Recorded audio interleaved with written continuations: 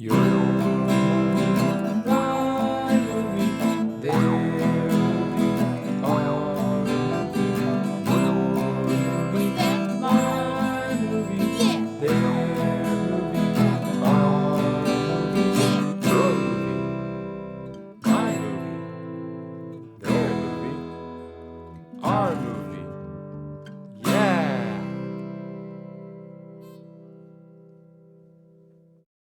Hello. Welcome to Your Movie, My Movie with Dan and Steve. I'm Dan. And I'm Steve. This is a podcast where one of us picks a movie to watch and we discuss it. In this episode, we're talking about one of Dan's picks, the 1988 movie Ernest Saves Christmas, written by Ed Turner and B. Klein, directed by John Cherry, and starring Jim Varney. Jim Varney. Sorry, I didn't mean to beat you to it. Better you than me. This was your pick after all. We will be talking about spoilers. So if you want to watch the movie first, now's the time to do so.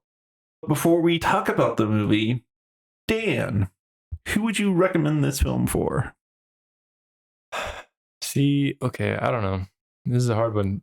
I think I say that about all of them, but I would recommend this movie for, I don't smoke weed. I've never smoked weed, but I feel like this would be a good movie to watch while high near Christmas time. Okay. Yeah. So bored potheads who want to watch a semi-funny movie around Christmas time. Okay. I don't know is pothead a derogatory word now? I don't think so. Okay, good.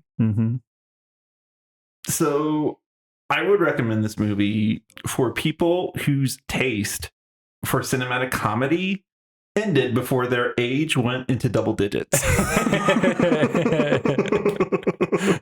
That's fair. That's fair. Right? But I mean, this is a kid's movie. It's supposed to be for kids. Yes. So eventually I'm going to make you watch Ernest Goes to Jail. Okay. Which is a cinematic masterpiece. I believe it.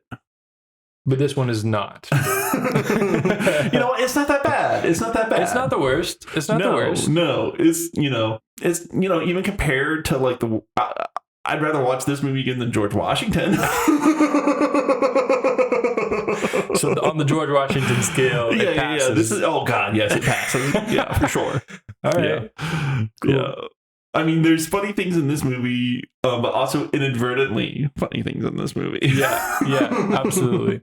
So I feel like this is worth a rewatch just to try to catch, some of those things. There's some subliminal messaging in there.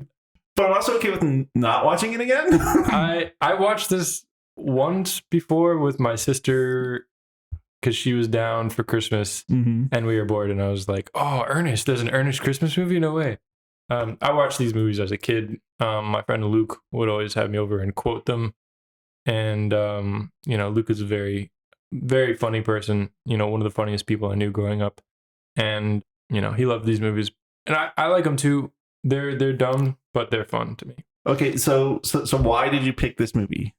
Well, I don't know. I was trying to think of a Christmas movie, and I didn't want to pick like a really I wasn't sure if I should stick with my shtick, which is like an indie movie. I could have picked like a depressing Christmas indie movie. I was thinking about The Good Heart with Brian Cox and Paul Dano, but I didn't want to be like a Paul Dano fanboy. Anyways, it's just like I liked this movie last time I watched it. I couldn't think of a good. This is not like a mainstream Christmas movie. So I figured it was just weird enough that it might work. I was also thinking like a Shane Black movie, but those are more mainstream than this one, I feel. Now let's be clear. You absolutely hate the shtick of doing these holiday themed movies. You hate it. Yes. Because then all we'll do is holiday themed movies, and like I want to just watch the movies that we feel like watching. If we want to have themes each week, sure, whatever, I guess. Well, no, I don't want to do themes like throughout the rest of the year, but I think it's fun at the end of the year. Yeah, but it's like 5 episodes in a row. Yeah, but that's because we're both doing a theme. And there's like a lot of holidays around now. You know, but Halloween, Thanksgiving, Christmas. And then I'm going to do a New Year's one. If you want to do your New Year's one, that's up to you. No but pressure. there's only so many months in a year, and we've done like, I don't know, if we do We're New only going Year's, to do 4 each, which is 8. 8 out of 24, though. So that's still a lot. That's too many. Okay. That's too many. For Okay, me. we'll pare it down in the future. We'll pare it down. Whatever. It's okay. It's whatever. It's not like I want to do an Easter Bunny movie, and then because I mean, how many depressing movies set during the winter time involving a bad father are there for you to show during Easter? I could probably think of some. Well, I mean, that's one of the reasons why I kind of like, for me, why I like doing these themes is because it's making you stretch a little bit. You know what I mean? That's fair. Because they can't all be, depressing movies set during the winter time about a bad father. They're not all about bad dads. The only one that you chose so far was like, this one, and we're all going to the World's Fair. And that was set in the snow, but didn't have there. I guess there was a shitty father, but he was in the background. Yeah. So I like trying to stretch you a little is what I'm saying. Okay. So yeah. I can see how that. All right. Let's get into it. Let's get into it. enough behind the scenes talk. Enough. Yeah. This movie is a surrealist adventure. You want to talk about the style real quick? Because I like the style of this movie. Okay, well, talk about the style. The style, okay, so it's goofy. Yeah. It's not the worst looking movie ever. No, it's it's not the worst looking, but it does look pretty bad. I mean, yes, in many places. In most places. Okay, yeah. I wrote it down. I'm not the most into cinematography. Mm-hmm. I'm not, but it was so hard to not notice. I mean, I don't know. I'm wondering if you should talk first before I shit on the movie, or if I should shit on the movie and then you talk. How do you and want then to do I this? defend it adamantly. I don't know. I don't care. I liked. Okay. My favorite stylistic scene was whenever there's a running gag throughout all the Ernest movies, which is his friend Vern. Mm-hmm. So he always says, his catchphrase, "Know what I mean, Vern?" And so they go because apparently Vern's having a Christmas party, so they show up early to help decorate and bring a tree. And they destroy Vern's house. But all the time in Vern's house, Vern is the camera. So Ernest is talking to the camera. It's like a wide angle lens. And it's all he's up in your face, being obnoxious and crazy. And I don't know. I love that part. I liked the way it looked. And I felt like it was interesting. Mm-hmm. And not a lot of ways. And in ways that a lot of movies aren't. Right. Adventurous in that way. Mm-hmm. Well, the thing about that is that the way the Ernest character started was he started out doing commercials for Coca-Cola and Taco Bell. And in fact, the director of this movie, John Cherry, he was the one who created the character. And I guess he filmed those commercials. Mm-hmm. And so, yeah. And so that was how, if I remember rightly, because this was years ago. Yeah. Decades ago. That was how they shot the commercials. It was real close up of Ernest's face while he, just goes on and talks he's talking to Vern. And so, yeah, they decided to make that a movie. Now, this is not the first Ernest movie. This is the second I think I saw. I don't remember which order they're in. Okay, yeah. There's a lot of them, but this was a very early one. And, there is a lot of good quality to it. Not in the cinematography, but well, not in the lighting, I should say. The lighting is atrocious. Can I talk about the lighting? Go ahead, talk about the lighting, Steve. The lighting is so terrible throughout this movie. And you first see it's not as bad as Big Jake. It's not as bad as Big Jake. I'll say that. Well, I mean, I don't know. I don't know because with Big Jake, I think the lighting was a lot more even and in Ernest Saves Christmas, Ernest Goes for Christmas. It's almost the same title as everything else. But in Ernest Saves Christmas, it's the shadows are just really weird. There's a lot of shadows. Mm-hmm. So I guess they didn't have the budget to blast enough light to, stop those shadows. But it was really okay. So, and another thing that we need to talk about real quick, if that's okay, is where this movie is set. Yeah, I forgot about that. I liked that. I liked that a lot. I didn't realize I had accidentally picked Yeah. This movie is set in Orlando, Florida. Yeah. A Christmas movie set in Orlando, Florida. So let's talk about the reason why this movie is set in Orlando, Florida.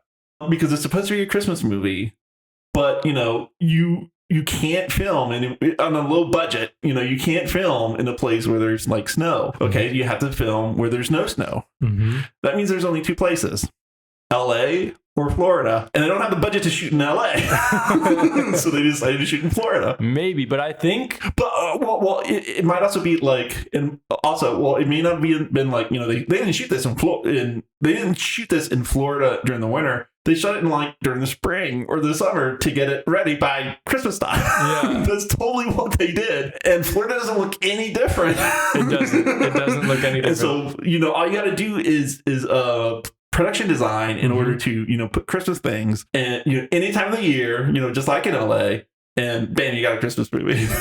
I will say, I think this movie was shot in Florida because... Oh, it was definitely shot in Florida. Mm-hmm. I think it was shot in Florida because their studio was in Florida. Oh, okay. Because if you watch Ernest Goes to Jail, there's the same set in Ernest Goes to Jail as in this movie, and I realized it during this movie. Oh, this film was it was filmed in Florida. It just wasn't filmed during the winter time. Yeah, no, absolutely. But I'm saying I think that's another reason why they shot in Florida, because I don't know, maybe this is their commercial studio or something. Mm-hmm. I have no idea. Yeah, but it could be. Eventually I'm going to make you watch Ernest Goes to Jail. I'm okay with that. With that.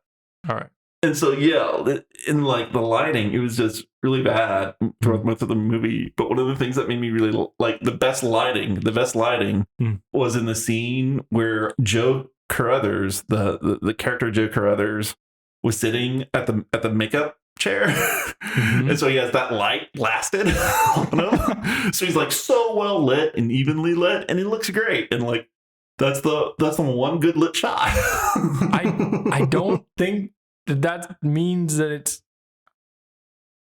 I don't agree with your lighting analysis, but okay. Well, another funny thing that I noticed about the lighting was when they're shooting at night. Mm-hmm. And so, they had really bright lights, just blasting at them. Mm-hmm. HMIs or something. Yeah. HMIs. And then... If they can avoid. And then Ernest, he's so sweaty. Yeah. All the men in this movie are constantly sweating. It's like almost Top Gun level sweat. Yeah, they're not used to the Florida heat and humidity. I think they're all sweating in all the movies, if I'm being honest. Well, it's something to look for. Yeah. Something to look for in the Ernest cinematic universe. Okay. So, that's what I got from the lighting. I don't necessarily agree with you, but what don't you agree with me about? Because I don't think the shadows make it bad lighting. I think that it just makes it different, Okay. I think it's not like a make or break thing. It's just... Yeah, no. I mean, it's not a great movie. I'm not gonna, but like, I don't think the lighting is the worst. I think it's like weird because it's like, I think there's something to be said about it being a commercial director. Yeah. Because I think that's like, there's this fun wackiness that goes into it. Like with like House or Houseu, like that was a commercial director too, which is just bonkers. And like, I don't know, I feel like they put stuff into it from their background. Yeah, but the thing with House, though, is that the script is bonkers. With this movie, it's not, the lighting isn't supposed to be bonkers. You know what I mean? Yeah, sure. I mean, I also, limitations and all that. I'll stop defending the lighting. You're right. It's true. I'm sure it's true. It's not the worst. It's just something I noticed. Okay. Anyways. You know what I mean? Yeah, it doesn't matter. It doesn't. You're allowed to think the lighting sucks. I don't think it's the worst. I don't think it's the worst either, but it's something I want to make fun about it. Okay. Especially the sweatiness. Yes, the sweatiness was something I was going to bring up. This is like Cool Hand Luke, Top Gun level sweaty. Mm-hmm. Also, they quote Cool Hand Luke in this movie. Yeah. what is it? What we have got here is a failure to accumulate. Yes. Okay. How do we get into this movie? How do we start? Do we go beat by beat or just like talk no. about? Okay. So we already talked about the the lighting and a bit about the cinematography. We'll probably talk about more about that later. But opening image. The opening image is of these, Norman Rockwell like paintings of Santa Claus. That was weird. Well, I think it's funny because, like, in a couple of them, he's holding a bottle of Coke. Oh, yeah. And, pretty much Santa Claus was just a marketing gimmick that Coca-Cola did, That's so crazy. for the holidays. I forgot about that. And then the Ernest commercials was for Coca-Cola. That's crazy. So, I don't know. Maybe he got, some budget. There was definitely some product placement in this film. Like Ernest drives a taxi cab that has a massive, Bic pen. Panel on the top for half the movie. And what was his taxi cab number? His taxi cab number was 69. Nice. Nice. Well, I mean, it's funny because, real quick, like the best kids movie are kids movies that adults can know the jokes to, but like children don't. Yeah. There are jokes for children and jokes for adults, and children are laughing at the jokes for children, and adults are laughing at the jokes for adults. Yeah. And that really kind of started with Shrek. Shrek really started that. But I don't think it started with Shrek. Well, Shrek was the one who like really made it a thing. Yeah, made it like self-aware almost. Yeah. Like they did that on purpose, not just a little bit, but like they specifically crafted that movie to be like that. Yeah. Okay. Gotcha. This movie did not. But even like because there, that was the one joke. There was some other ones in there too, I think. Well, I don't know. Well, the only thing that kept me laughing, and I don't know how intentional it was when everyone was talking about Santa's sack. Yes. But where did his sack go? Yeah. Well, yeah. He's lost his sack, and yeah.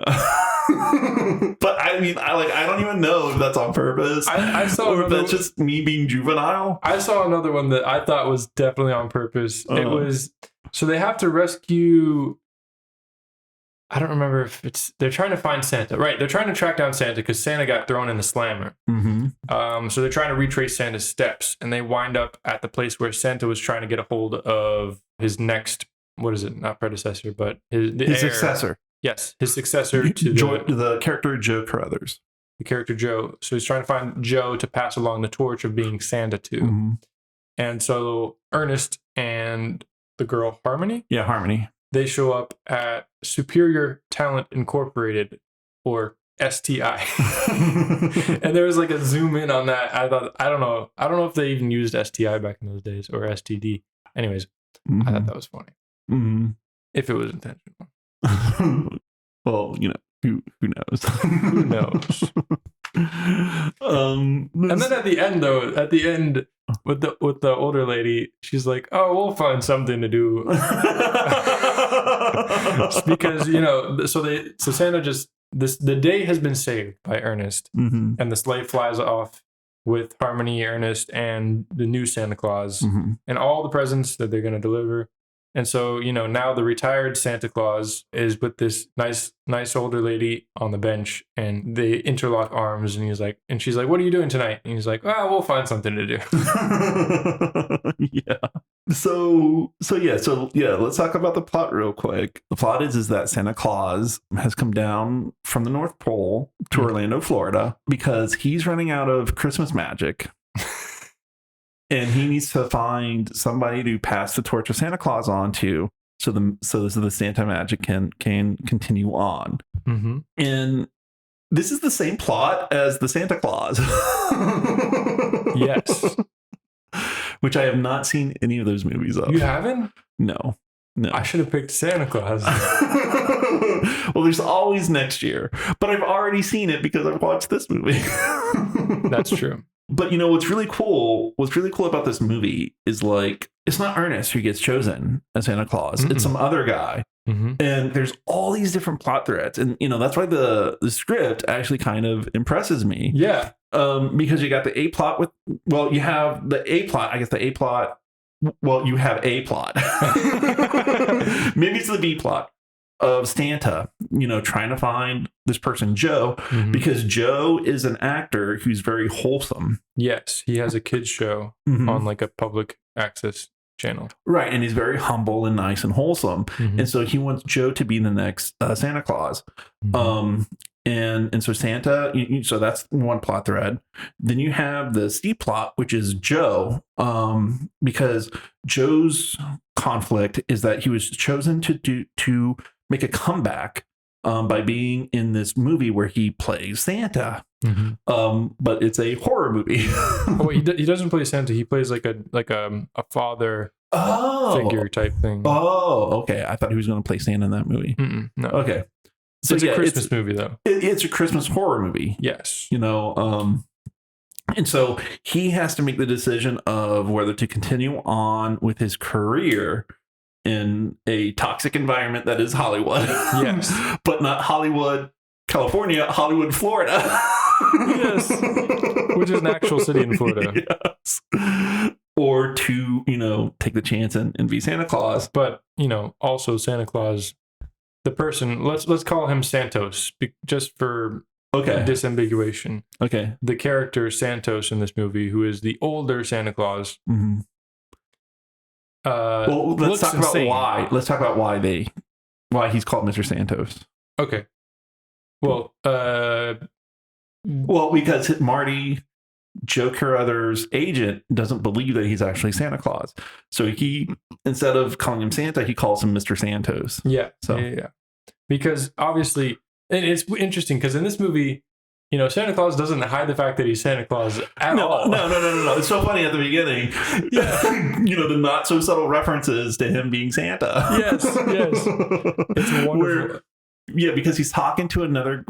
So Santa didn't fly in on a reindeer. He flown in on Eastern Airlines. Yes. And he sat with this middle-aged businessman, and they're talking about where you're from and what do you do and all this. And Santa's like, I come from up north. I'm into toys. and it's so funny because like that other businessman eventually, he says, what I really like, because he's stuck in Florida for Christmas, but he's, from up north, I think like Pennsylvania or something. He's like, I really like snow for Christmas. And then Santa was like, oh, well, I thought you wanted a CD stereo. I could have sworn you wanted a CD player. Yeah. And then at the end of the movie, the businessman is having an argument with somebody like, oh, you need to, you need to do this deal, even though it's Christmas Eve. And then it starts to snow, and then it gets all, full of the Christmas spirit. It's like, never mind. We'll do this later. It's Christmas. And I'm like, yeah, just like a snowbird to come down to Florida. Yeah. Ruin this day, snow. We're not ready for snow. Do you know what happened if snow suddenly fell in Florida? I mean, people nowadays, they can't even drive in the fucking rain. Imagine what would happen if snow. The goddamn snowbirds ruining Florida again. God damn it. For those of you that don't live in Florida, snowbirds are people from the north, rich old boomers and older, who come down in the winter when the weather's perfect in Florida. The only time of year when the weather's perfect in Florida, so they can avoid the snow. Yeah, and they come down and clog up our highways and talk about how the food is always better where they're at than what it is here, and how they wish they could get a real New York pizza, but they can't because the secret ingredient is the water up there. I've been to a restaurant down here where they apparently bring water from New York. Yeah, they truck it down. It's so stupid. So stupid. Okay, so that happened. And so different plot points. You have Santa looking for Joe, who should be the new Santa. You have Joe trying to decide whether to continue on with his career or be Santa. And then you have Harmony, who's not Punky Brewster. She's not Punky Brewster. I don't know who Punky Brewster is. Well, you know what? Let me pull up a picture of Punky Brewster. I just thought she looked like someone from that Star Trek one where they go to the 80s. And that was, mine. Oh my gosh. Right? She's Punky Brewster. She's not Punky Brewster. Oh, she's not Punky Brewster. Right. Okay. So yeah, we have not Punky Brewster, who's a streetwise kid, who's bitter and jaded, lies and steals, and is the perfect foil to Ernest, who is, totally sincere about everything. Yeah. And Santa Claus, who is also totally sincere. Yeah, absolutely. There's also like a moral crisis that Santa Claus has in this movie. That's part of the plot too. Okay. We'll get into that. But then we have another plot point with Chuck and Bobby. Yes. Chuck and Bobby are recurring characters in the Ernest universe. Mm-hmm. They're wonderful. But they have they're people that work for the airport, and they have the cargo, which are the reindeer. Yeah. And so they're just chilling in this airport hangar with all the luggage, and the reindeer are on the ceiling and stuff. Well, God, that sequence, holy moly. It's so funny because I know they wrote that in there, so they could have those characters and, keep them recurring throughout the film series. But it's also just so that they could have a cutaway from the main plot, whenever they, needed to show like time moves on from one of the other plots, they just use this to cut away. And it's so funny because at first it's filmed like a horror movie with the reindeer, and it's coming out of the crate, and then they blast it with a fire extinguisher. Yeah. it's from like a horror movie. That was weird. But like the weirdest thing about it is like, okay, these reindeer are supposed to fly. So how do you show reindeer flying?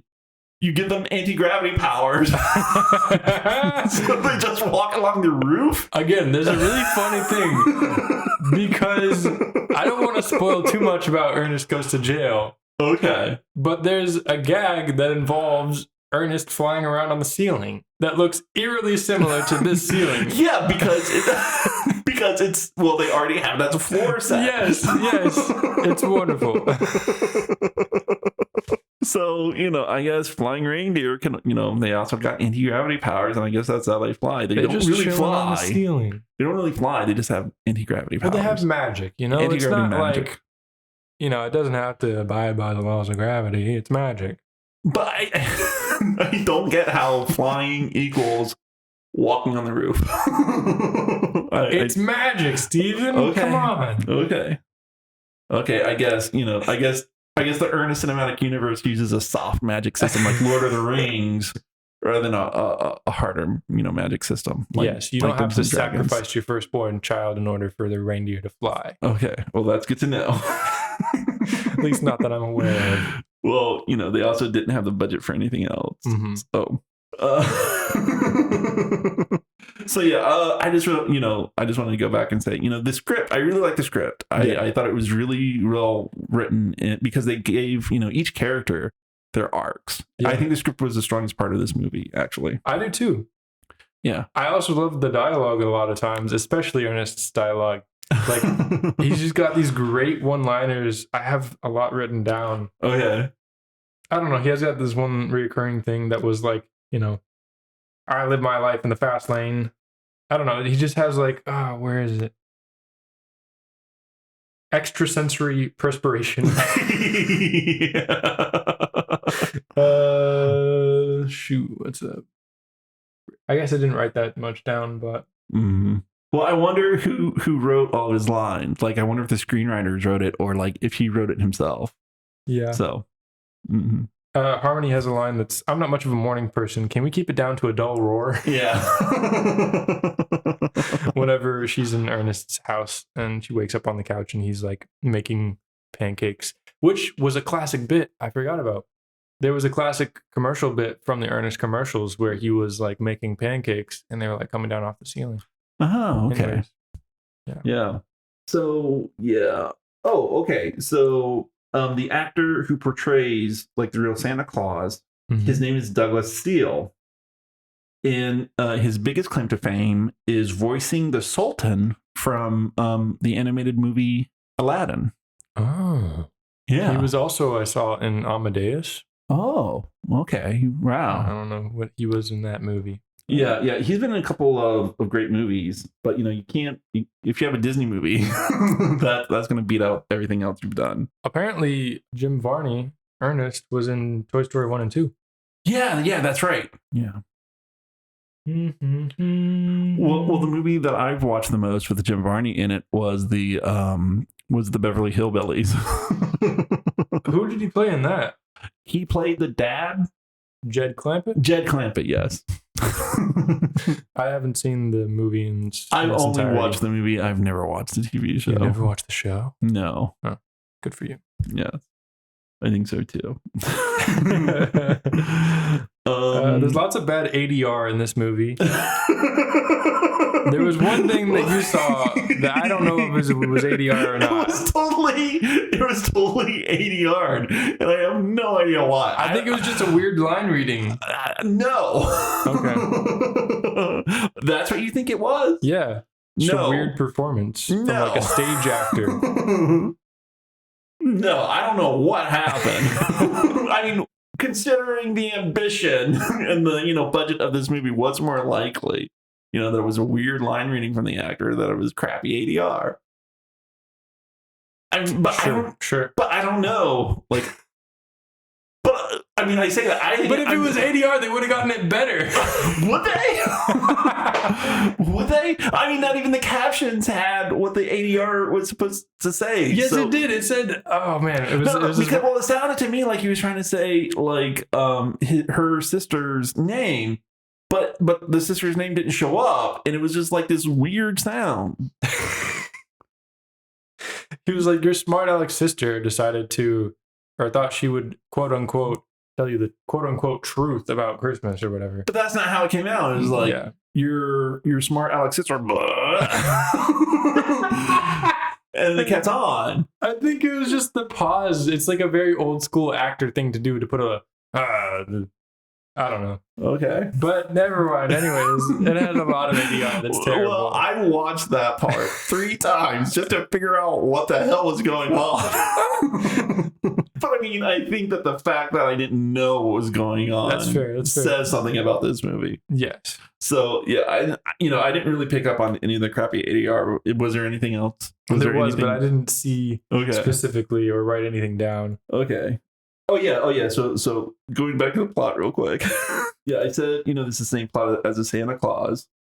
But the funny thing is that, Ernest is not the one to be chosen as Santa. Right. He's kind of the side character who tries to push everything along. Yeah, he's the helper. Yeah, he's the plot helper. So in a way, this is like a Christmas version of Big Trouble in Little China with Ernest in the Kurt Russell role. I haven't seen it. Oh my God. Steven, the amount of movies I haven't seen is astounding. I know. Well, it's also the different kind of movies you've seen. Yeah. Because, it's like you've seen, I'm sure you've seen more Yasujiro Ozu movies than John Carpenter movies. I don't know, actually. I've only seen 1.5 Ozu movies. Okay, how many John Carpenter movies have you seen? I saw The Fog, which I hated. Well, yeah. I think what else has he done? Escape from New York. Oh, I saw that one. Yeah, Okay. Well, so I've seen one more. Okay. The Thing, John Carpenter. No, I want to see that one though. Well, Well, that might be my next year Christmas pick. Oh, okay, sweet. Cool. Or I may not wait. That's fine too. We'll do that. No, we can't do that next week. I got something else planned for next time. Anyways, can't wait for that one. But anyways, so Big Trouble in Little China. What that plot is it's an adventure through Chinatown, and with all of these Chinese characters. But Kurt Russell, he's like kind of John Wayne kind of guy, and he thinks he's a main character, but he's really a side character. So that's one of the funny things about that movie. That's cool. And also another thing that I think about this movie is it's about the Christmas magic passing from one person to the next person, trying to, keep it going, keep the torch burning, as they say in this movie. It also reminds me of another movie that I know you haven't seen, Tales from the Crypt, Demon Night. I have not seen that one. Mm-hmm. Why does it remind you of Tales from the Crypt, Demon Night? We'll have to watch that movie for you to see. But wait, I want to go along on the hero's journey of this movie. Okay, yeah. So first we start out. Ernest is a taxi driver, and Santa Claus comes in, and Santa Claus is getting senile. That's kind of a plot point too. Yeah, he's forgetting details about people, what they wanted for Christmas, or who they were. He actually remembers their past quite well throughout the movie, but he doesn't remember like the present stuff that he needs to remember, like who ordered what in the Santa Claus Amazon service. And he's also kind of like he's looking for the Santa Claus is going to replace him. So he's got to find somebody with a good heart. Mm-hmm. So that's why he's looking for Joe. Mm-hmm. But in the beginning, Ernest gives him a ride in the taxi, and Santa Claus can't pay because he doesn't have real money. He's got like Monopoly money. And Ernest is like, oh, whatever, what Christmas spirit, have a free ride, Yeah. It's on me. You're just a jolly old man. And Harmony, the girl that he picks up, has just run away she's just dined and dashed. Yeah. And because Ernest let Santa Claus go for free, he gets fired, and she's like, oh, you should have just lied, just said you got robbed. So then the whole thing with Joe is that his agent is trying to get him to leave. Oh, well, also Santa Claus is like, Joe isn't making money. He does a once a week program for kids. Mm-hmm. He's not making any money off of that. Yeah. He does that for a different reason entirely, for the Christmas spirit, basically, for caring about children and stuff like that. But Joe's agent is all about the money. He wants the Hollywood, Florida money. Can we talk about the agent for a moment? Yeah, the agent's great. I love this. I love this about kids movies, but also like Hallmark movies, because like he's supposed to be the villain, because what happens is he's like, oh, Santa, oh, there's no Santa Claus. He's just a senile old guy. Here, let me call the cops and get him committed. And it's like the villain is like, in reality, the most reasonable person. Yeah. Absolutely. Hey, my friend who I am working for to get jobs that pay money, mm-hmm. don't become the next Santa Claus. There is no Santa. There is no Santa. There really is no Santa. And this guy's a crazy person. An old senile person on the street. Yeah, let's try to get him. Well, I mean, we can't get him mental health because we don't do that in this country. But the closest thing, well, even now, yeah. But the closest thing we can do is like call the cops and let him be the cops' worry, because this isn't my worry, because I have my own worries. I got to get. I'm living off of actor commissions from actors. Mm-hmm. I don't know how to deal with this. I wasn't trained to deal with these old senile people. So let's just let the authorities handle it, and I'm gonna get you a job. Yeah. So it's like you mentioned a movie that would inspire me. I'm not interested in making a Christmas horror movie. What I am interested in making a movie about that, where there's an old man who's senile at Christmas, and he really does think he's Santa Claus. And then there's this, person who like comes along and like, tries to help him. But like, it's in reality, not a Christmas world. So it's like, he really does need mental health. And so it's like, my pitch for it is, Miracle on 34th Street meets Leaving Las Vegas. Which I've seen neither of. Oh, well. I'm the worst movie show co-host. Well, let's just say your reference pool is a bit off from mine. It's a bit shallower and a bit stranger, mm-hmm. or more off. Yeah. Sure. Well, you've seen a lot of movies, just not the same movies I've seen, or most people my age. So, yeah. Okay, but back to the journey. Okay. So then Harmony's like, you should have just told him you lied. Okay, then Santa Claus tries to convince them. Santa Claus goes to jail, which is amazing. There was such a great transition in this movie. Oh yeah, yeah, that was like the one other great thing, because it goes from the POV shot of Vern. Yes, with Ernest like pulling out the electrical wiring from behind the wall. He's yanking it out. Okay. You say it. You Ernest is at Vern's house. Yeah. Crashing because he's like, well, we showed up early to help him set up, and I got this Christmas tree that I got from the middle of the road and caused a big accident over. So he gets this Christmas tree in there, and he's like yanking it, like putting holes everywhere and everything with this Christmas tree. And Vern is us, the camera, and we're just reacting to what he's doing. He's like, "Oh, is that Punch? Punch? Oh, I love Punch!" And he like takes the whole bowl, starts chugging it. But then we cut back and forth from this to other things, to like Santa Claus's journey and Joe's journey, and what is it, Bobby and who? Bobby and Chuck. Bobby and Chuck at the airport. But we cut back to Ernest, and he's pulling out the wiring of the house, just yanking on it and like pulling out the drywall until he gets to like a light, and he's like, "Oh, we'll just give this a tug," or something like that. "Oh, it looks like you got your two tens mixed with your 220s or something like that." He just yanks it, and it like explodes into an array of sparks. And then we match that cut to Santa Claus getting his mugshot taken. Yeah, the flash bulb from getting his mugshot. Yeah, and I was like, that is so good. The one thing. But they nailed that shit. They did nail that one thing. Yeah. They must have written that into the script, bro. Oh yeah, that had to have been planned. Cut to Santa Claus getting his mugshot taken. So I wonder who wrote that. I wonder who had the forethought to think about the lighting to do that. That was great, but that was fantastic. I love. Also, whenever this is an aside to the journey, but we get like some Ernest lore in this movie, and some of it is that Santa Claus says that Ernest had an old friend named Vern who he was childhood friends with, which is interesting that they like knew each other as children. But then Ernest is driving Harmony to Vern's house, and he's like, "Oh, me and Vern, we go way back. He's a lot more successful now, but because of me, I taught him everything he knows about nuclear physicists." Or nuclear. I don't know how you can say that.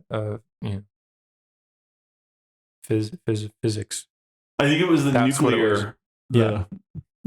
Anyways, so I don't know. I just thought that was hilarious that they like they grew up together, kind of. Yeah, and he shows up in Vern's house. Opens the door, and then Vern just shuts the door. Yeah, Vern just shuts the door. Ernest comes right back in. Which I guess tells you everything about their relationship. Okay, but before we go on, so Santa gets his mugshot, and then he has his fingerprints taken. Oh yeah, you died at that bit. Oh my gosh. Because you see his fingerprints, and the police are like, "Oh, he's not Santa Claus." And then the fingerprints, he has snowflakes. Yeah. One of the cops is like, "I've never seen fingerprints like this before." Yeah. And there's snowflakes. Oh, it's so good. Okay. So do I keep going with the arc? Yeah. Go for it. So then, okay. So Santa's in jail. Ernest and Harmony are trying to basically help him. Ernest, I forget how Ernest knows. Basically, they're like, "No, Santa Claus isn't real. He's not Santa Claus." I forget how Ernest finds out that he's Santa Claus. Or that he starts it was because of the sack. Oh, right. Santa left the sack in the taxi. So Ernest like pulls out this magic orb, and Harmony's like, "No, don't mess with that. Like, it's probably like some sort of like nuclear meltdown core thingy." Yeah, and then I love this. She's like, he pulls it out, and then he like turns it into a present, and she's like, "Great, now you're nuked." I love that catchphrase. I don't know. Anyways, so then she tries to like use it to her advantage and get like $1 million in small unmarked bills. That's a great bit. She's like in the truck waiting for Ernest to come back, and she's like, I wish Santa, please, $1 million in unmarked bills.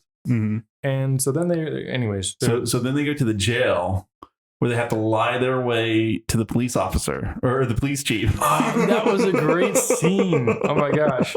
That was a fantastic scene. Yeah. Because Ernest shows up in like a tuxedo, and he's like, "I'm from the mayor's office, and this is the mayor's niece, Penny or something like that. Yeah. And she's doing a paper on how the government works. How the government really works. How the government really works." And she's like, hold on. Okay, go ahead. Sorry. Do you need an education to be a police chief, or can anybody do it? She goes, were you elected into office or did you buy your way in? So, this movie is still relevant. Still relevant in 2022.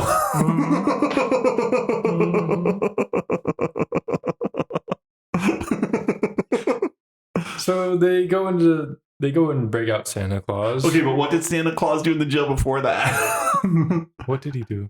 That you tell it. You tell it. You tell it. So he's in the cell with these hardened criminals, and they're all got scars on their faces and all mean mugging it, and so Santa's in there, and they cut back, and by the time we're back into the jail cell, we transition back. He has arranged a men's choir out of everyone, yeah, and he's orchestrating them beautifully, and they're all singing like some Christmas carol. And then 12 Days of Christmas. Yeah. And then they get to like the end of the song, the last verse or whatever. And he's like, hold, and then he like points his hand. He reaches his hand outside of the jail cells, and then some man from way off down the cell block just like does the last solo. Yeah. And then everyone. And a partridge in a pear tree. And it's beautiful. It's haunting. It's wonderful. And you see Santa like take a breath, and then like Santa's hand, who's orchestrating through the bars, comes back in, and then like 1,000 hands from all the other jail cells like pop out of the bars and start clapping. There's a lot of great visual gags in this movie. Well, that could be a movie in and of itself where you have Santa Claus in jail. And then that premise alone, Santa goes to jail. It could go so many different ways. Oh my gosh. It could go kid friendly or it could go really dark. Oh my gosh. Santa joins like the race gang. What is it? The Aryan Brotherhood, yeah. Oh my gosh. So many ideas, so many script ideas from this one movie. That would be so bad.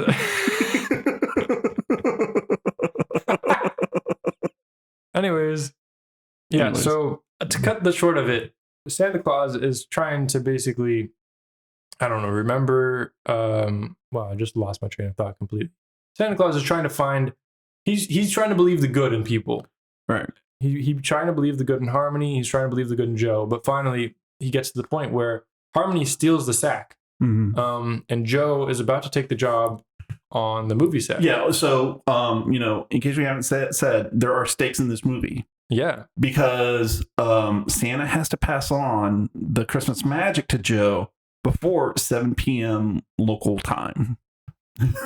Well, the funny thing is, that's midnight Greenwich Mean Time. So that's midnight in London, but it's later the further east you go. So, but then, I guess, nobody east of London or Greenwich celebrates Christmas. I don't know. I have no idea either. So anyway, but there are stakes. Yes. Yeah. Stakes There's a ticking clock. dire. There's a ticking clock. There's a ticking clock. And if Santa doesn't pass the torch on, the whole Christmas spirit basically dies because Santa will be no more practically. So Santa's got this moral dilemma almost because he's trying to believe the good in people, but so far they've been letting him down. Harmony has stolen his sack, and Joe has just kicked him out of the house and taken a job and shaved his beard, which is a big deal to Santa. Yeah. And Ernest has to go get the reindeer with the sleigh and meet him back at the Orlando Children's Museum. Yes. So Ernest is pretty late on doing that, but basically, I just thought that was interesting. How it's like he lost his hope. It's like a whole hero's journey. Santa loses all hope, and then finally his hope is reborn by everyone finally showing up for him. Joe denies the job because he doesn't believe it in his heart to be a good job, and then Harmony realizes that she's doing a terrible thing because she does believe in Santa because he is real, and she's depriving all these kids of Christmas. So she turns around and goes back to, Orlando, and I don't know. It's just a cool little arc. Yeah. And everybody has their own arc. Yeah. Except for the agent. Does Ernest have his own arc? Well, no, but he's always genuine though. Like he doesn't need to have his own arc. Yeah. Yeah. He's one of those flat characters who changes the world rather than have the world change him. Mm. Mm. Yeah, because he's the one he's basically the engine that keeps the plot going. Yeah. We get some wonderful characters from Ernest. He plays a snake wrangler who helps Santa break into the movie studio. Yeah. And who's like, from the bayou, and he's got these crazy overalls on, and he's got snakes. He's from the Glades. Oh, he's from the Glades. Got the snakes in the back there. Yeah.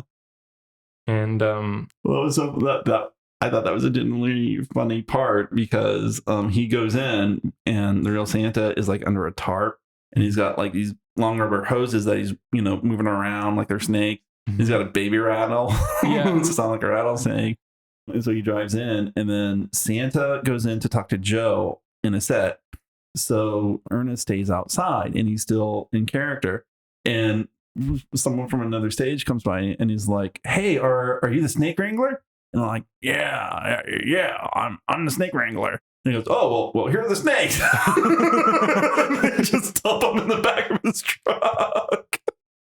It's wonderful. Yeah, and then he drives out to the swamp. It just dumps them, just throws them behind his shoulder. Which I thought was, that wasn't. This has nothing to do with that. But in that scene, I was like, wow, they really shot this in Florida because you can see the Spanish moss from the trees. Yeah, and there's a ton of Orlando landmarks and stuff. I don't know. I just thought that was cool. This is the Amtrak and stuff like that. Well, the truck says Apopka, something or other. And it's Apopka is a real place, So it's cool. But yeah, I thought the bit with the snake was really well written too. Until we saw the snake biting makeup.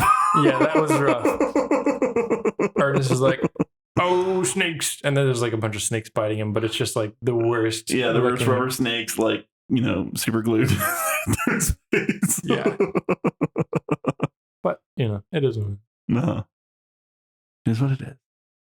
So yeah. I love it whenever, what is it? Bill and I forgetting his name. Bobby and Chuck. Bobby and Chuck. They're trying to figure out what the reindeer are, and he's like, I got it. They're Latvian goats. I got it. They're aliens. I don't know. It was just dumb, but I thought that was funny. It was dumb. That's why I didn't write it down.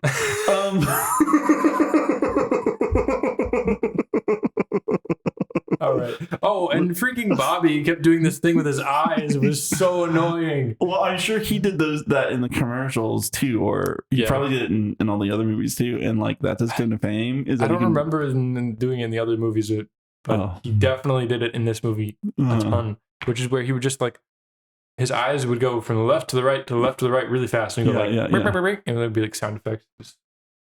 Yeah, that was probably a shtick. So yeah. So yeah, and then we get to the elves. The elves fly in, and we got to see their passports. And I wanted to stop it because I just wanted to see what kind of Easter eggs was on that passport. So I paused it, and I wanted to see if there were any Easter eggs in it. And I wanted to do it then because I didn't want to watch this movie again to just see what the Easter eggs were. Yeah. And it was really funny because it's they put the date of their birth, which was in the 1200s. Yeah. Someone from the props department had a good time. Yeah, they really did. And one of the things I noticed is the passport says their children. And for one of them, listed as their children was Elric and the Grey Mouser. And those are both fantasy and swords and sorcery characters. Elric is from the Elric of Melnibone series, written by Michael Moorcock. And he, that's a dark fantasy series that started way back in the 70s. A lot of people think that, dark fantasy was started by George R.R. Martin with, A Song of Ice and Fire. That's not true. You just don't know history prior to you were born. Yeah, so, and I'm not saying Michael Moorcock is the father of dark fantasy. I'm just saying he did dark fantasy before George R.R. Martin did. Yeah, and in Elric, that actually became a tabletop role playing game. Oh, huh. Yeah. Those series. And another fun fact is Elric is part of the Eternal Champion kind of franchise that Michael Moorcock has, where a champion for either order or chaos is reborn at different times and in different worlds. So Michael Moorcock started the idea of the multiverse way back then as well. Huh. Yeah. That is interesting. Yeah. I haven't gotten too much into the Elric series. I've only read like a few stories. I got the audiobooks though, so I hope I get the time to really listen to them.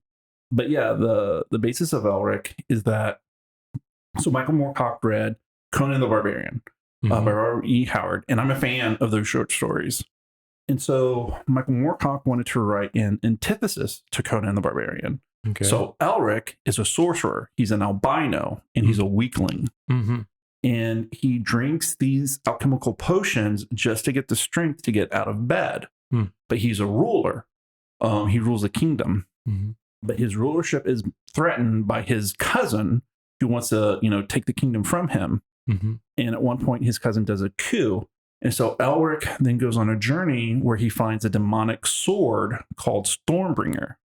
And what the sword does is whenever Elric kills somebody, Stormbringer drains that person's life force, and then he can give it to Elric to make him strong again, to keep him strong.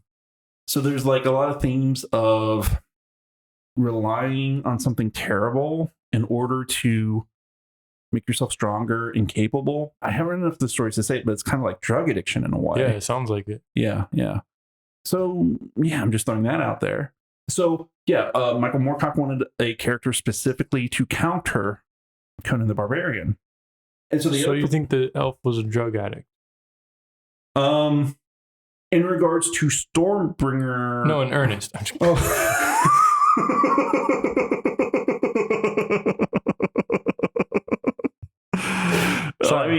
Sorry, anyways, something about snow and Christmas cheer and having to work all those long hours. You need something to keep you going. It's true. Sorry, that was a really cool aside. I didn't mean to make light of it. Well, another thing was the Grey Mouser, because that's a reference to Fafhrd and the Grey Mouser, who are two characters created by... Oh, crap. I can't believe I can't think of his name. Fafhrd. Yeah. Grey Mouser. This is going to get cut out. Fritz Lieber.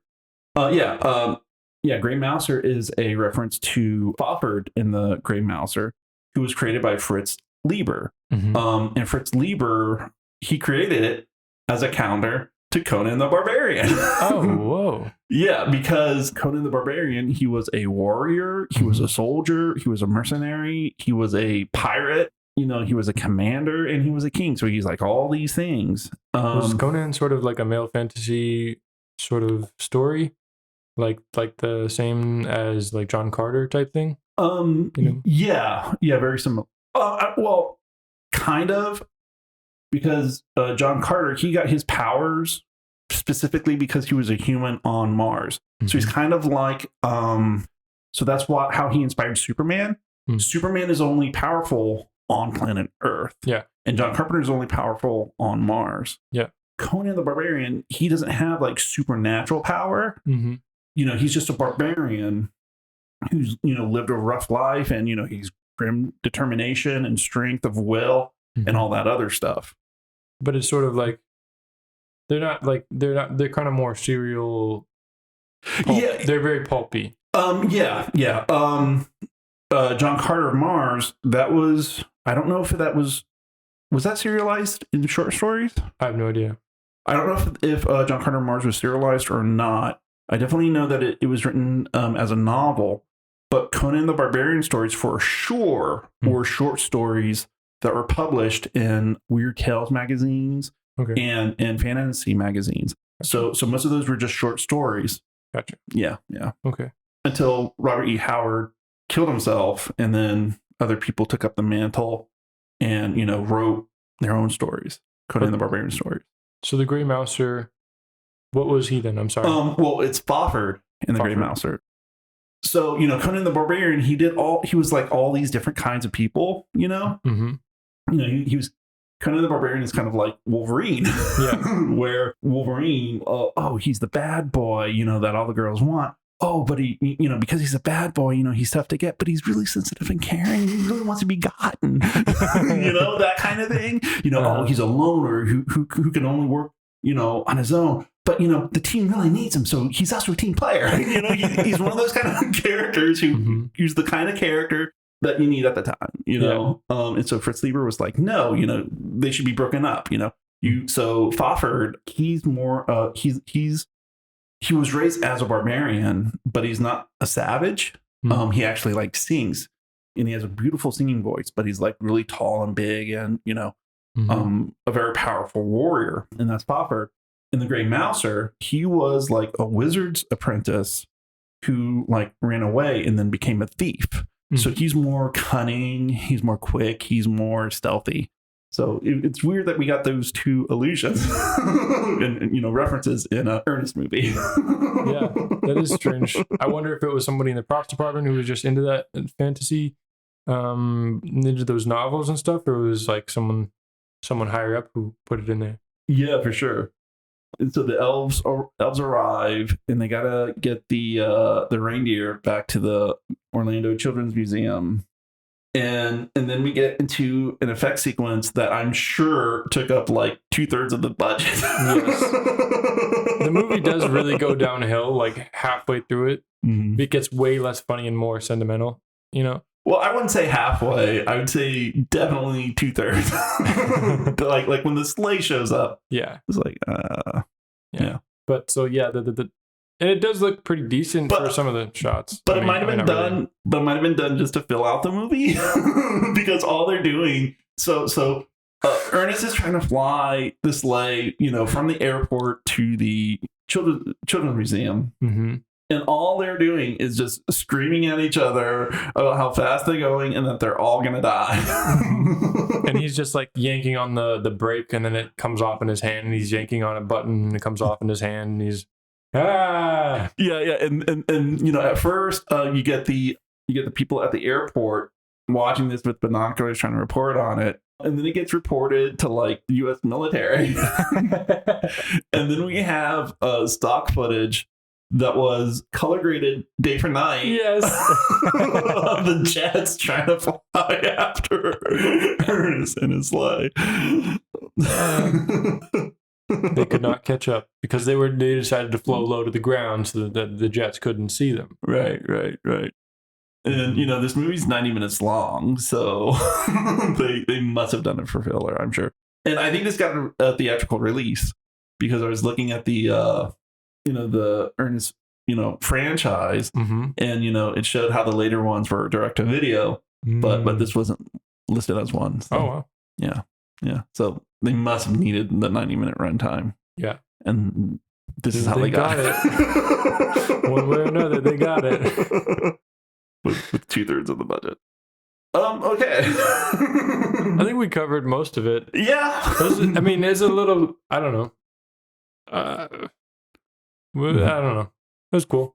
I love the script. I really, really do. Yeah. The script really does like show higher level writing. And I would say that writing for kids and writing well for kids is tougher than writing anything else because there's so many limitations you got to do. This movie, I don't think it really takes any in the script. It doesn't do anything wrong. Like the biggest villain is just circumstance, or it's like their internal problems that they're trying to figure out. The villain, the biggest villain is the agent or the producer of the movie trying to get Joe to sign, but that's not a big deal. You could almost write them out and it'd still be the same movie almost. That's true. This movie really is about their internal conflicts. With, deciding whether to be a generous person or sort of like a self-centered person, self-seeking. Well, except for Ernest. Ernest is just Ernest. Yeah. His conflict. Yeah, he doesn't have an arc, but his conflicts are all situational. It's man versus his environment. He's just trying to deal with all these problems, but he's stupid. Doesn't know how. But he has a good heart, and he's resourceful. Yeah. He is resourceful. He's got these costumes. Oh, Yeah. So yeah, for a kids movie, I think this is a pretty good, kids movie. Yeah, especially for like, general audience level. So I liked it. And I think, Jim Varney plays it up.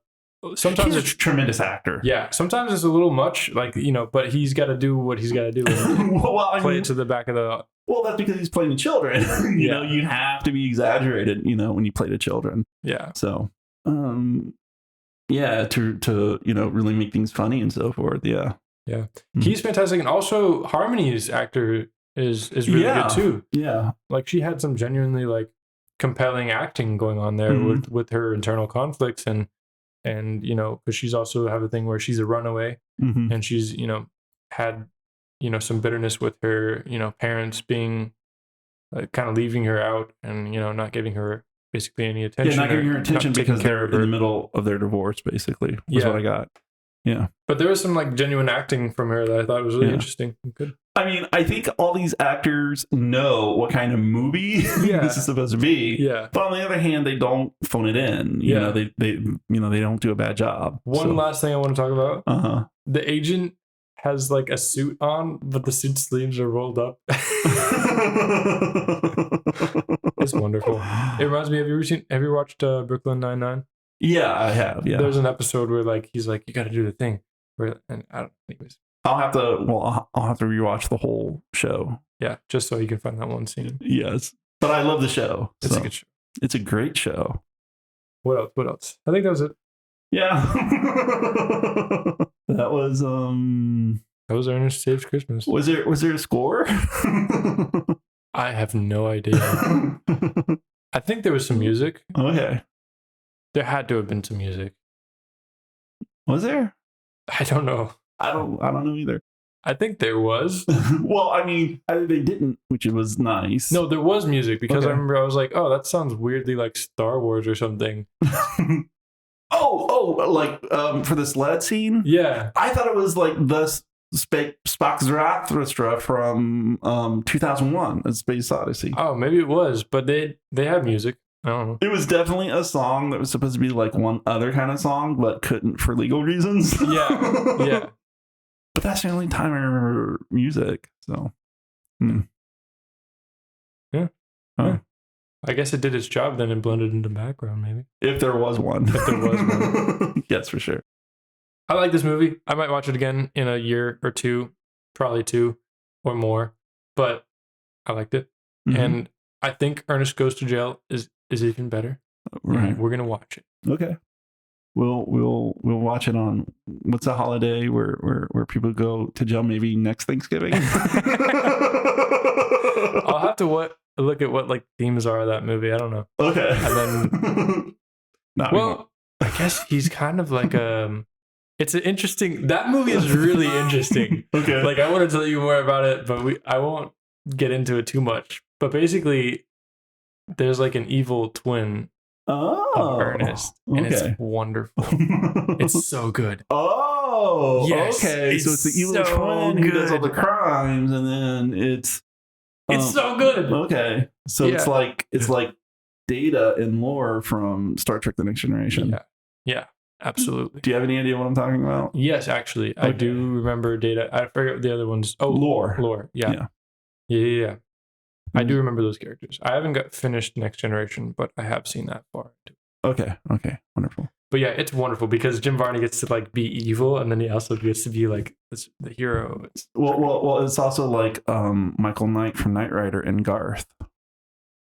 Lost me there. Okay. But there's plenty of evil twin stories. Well, hold on. Let me talk about Knight Rider. This is an archetypal, type of story that's in the collective subconscious. Well, the thing with Knight Rider, is that it has Michael Knight, right? Oh, Knight Rider. Okay, I thought you were talking about Nightwing for some reason. Okay. Oh no, Knight Rider. Knight Rider, it has Michael Knight, and then there's Kit, the talking robot car, right? Sure. I haven't seen any of these episodes, but sure. Okay. So the thing is that Michael Knight, he was a police officer, but he got shot, and so they had to like change his identity, and it was done by the Knight Foundation. And Mr. Knight was like the leader, but he passed away, and he gave all of his wealth to the Foundation for Law and Government. flag. Weird thing to give your money to. Well, he created it because he wanted like a vigilante organization that would be able to do good things without being police. I see. Okay, so anyway, so when they like changed his identity and gave him plastic surgery, they made him look like his son, Garth. But Garth is evil. Whoa. Yeah, and like the only difference is that Garth has the what do you call it? The goatee. The goatee, yeah, the evil goatee that Spock has from the Mirror Universe in the original Star Trek. Okay, but here's the other thing, right? Okay, so Garth has to fight against Michael Knight, and they fight a couple times, right? Okay, but here's the thing: Kit also has an evil twin named Carr. No way. Yeah. And so Kit stands for Knight Industries 2000, whereas Carr stands for, oh God, what is it? It's something Knight Armored Roving Robot. Okay. But like it doesn't have any sympathy, so it like just wants to kill everybody. Here's the thing though. Garth never drives car. They never do that team up. Why? I don't know. Like the closest they get is they put Garth puts like the Kit stuff into like a huge armored semi truck, but it's not car. Yeah. Weird. Wasted opportunity there. Yeah. Obviously. I got to double check that. And if I'm wrong, I'm going to cut this out. No, you can't cut it out. Just if you're wrong, just be ashamed of yourself. Well, yeah. I'm just kidding. Don't be ashamed. I think it's interesting that all those like 70s movies are all about like vigilantism. Like, it's very interesting. Yeah. I mean, so much of media is about vigilantism. Yeah. It's very strange. Well, I mean, it goes back to I think it goes back to the Western where. Or maybe for even further, like the Night Tales, Yeah, I suppose so. Well, I mean, yeah, the cowboy is pretty much the cowboy archetype is very much the American version of the knight. The warrior archetype sort of thing. War is a bit different from knight because a knight, knight stand for something, chivalry, and all that. And they have like missions, right? Yeah, exactly. Yeah. Well, their code of chivalry, things that they, defend honor and so forth. And then you have the cowboys who, fight for where it's supposed to be. That's so interesting, which is why maybe the samurai movies and exactly fit so well together. But also, so we had the cowboy, but then the Western, it got old around the 70s, and so that archetype evolved into the vigilante cop of the 70s and 80s with Dirty Harry and then Lethal Weapon. And now here in the 2000s, what vigilantes do we have? Superhero. Exactly. Yeah. Fascinating. Intriguing. All that from Ernest Saves Christmas. Well, that was Ernest Saves Christmas, and this has been. Are we done? I think we're done. Okay, yeah, we're done. Cool. Okay, guys, that was Ernest Saves Christmas. We'll talk to you next time. This was your movie, my movie. Yeah. Bye-bye. Bye-bye, guys. Take care. Have a good day or night, or drive safe. Happy holidays.